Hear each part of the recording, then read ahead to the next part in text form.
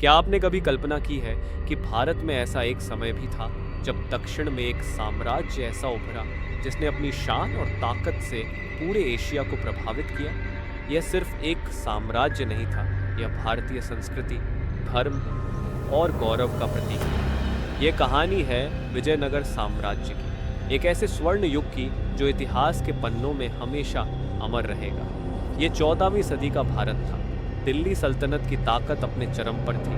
उत्तर भारत पर उनका कब्जा था और दक्षिण भारत के राज्यों पर उनकी नजरें टिकी थी। ऐसे समय में हरिहर और बुक्का नाम के दो भाइयों ने विदेशी ताकतों के सामने झुकने से इनकार कर दिया। उन्होंने अपनी तलवारों की ताकत और अदम्य साहस से 1336 में विजयनगर साम्राज्य की नींव रखी। विजयनगर केवल एक साधारण साम्राज्य नहीं था, यह भारतीय सभ्यता का गौरव था।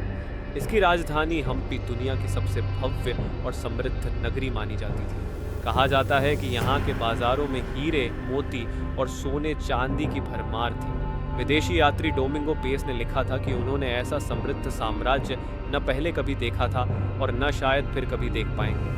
हम्पी के मंदिर, महल और स्थापत्य कला आज भी ये बताते हैं कि विजयनगर कितना उन्नत था। विट्ठल मंदिर का पत्थर का रथ जो आज भारतीय करेंसी नोट पर भी देखा जा सकता है, उसकी स्थापत्य कला का सिर्फ एक छोटा सा हिस्सा है। आप कल्पना कर सकते हैं कि उस समय यह साम्राज्य कितना विशाल और भव्य रहा होगा। लेकिन विजयनगर की असली ताकत उसके शासकों में थी और उनमें सबसे बड़ा नाम है कृष्णदेवराय। 1509 से 1539 तक कृष्णदेवराय का शासन विजयनगर का स्वर्ण युग कहलाता है। वह सिर्फ एक कुशल योद्धा नहीं बल्कि एक दयालु और विद्वान शासक भी थे। उनके शासनकाल में विजयनगर न केवल सैन्य ताकत में सबसे आगे था बल्कि यह कला, साहित्य और व्यापार का भी केंद्र बन गया था। उनके दरबार में तेलुगु, कन्नड़, तमिल और संस्कृत के महान विद्वान और कवि मौजूद थे।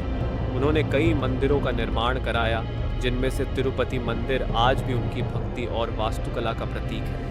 लेकिन कहते हैं कि हर महान साम्राज्य के पतन की शुरुआत भीतर से होती है। विजयनगर साम्राज्य की भी यही कहानी थी। आंतरिक फूट और शक्ति के लिए लालच धीरे धीरे साम्राज्य को कमजोर करने लगा। लेकिन इसकी आखिरी चोट 1566 में तालीकोटा के युद्ध में लगी। दक्षिण के 4 मुस्लिम सल्तनतों बीजापुर, गोलकुंडा, अहमदनगर और बीदर ने मिलकर विजयनगर पर हमला किया। इस युद्ध में विजयनगर की सेना हार गई और साम्राज्य की राजधानी हम्पी को पूरी तरह से लूट लिया गया और नष्ट कर दिया गया। आप सोच सकते हैं, जो शहर कभी सोने, चांदी और हीरों से भरा था, वह रातों रात खंडहरों में बदल गया। लेकिन विजयनगर सिर्फ एक भौतिक साम्राज्य नहीं था। उसकी संस्कृति, उसकी कहानियां और उसकी गौरवशाली विरासत आज भी जिंदा है। हम्पी के खंडहर आज यूनेस्को की वर्ल्ड हेरिटेज साइट हैं और हर साल हजारों पर्यटक इस खोए हुए स्वर्ग को देखने आते हैं। लेकिन सवाल यह उठता है, क्या विजयनगर साम्राज्य केवल तालीकोटा के युद्ध की वजह से गिरा या इसके पीछे और भी गहरे कारण थे?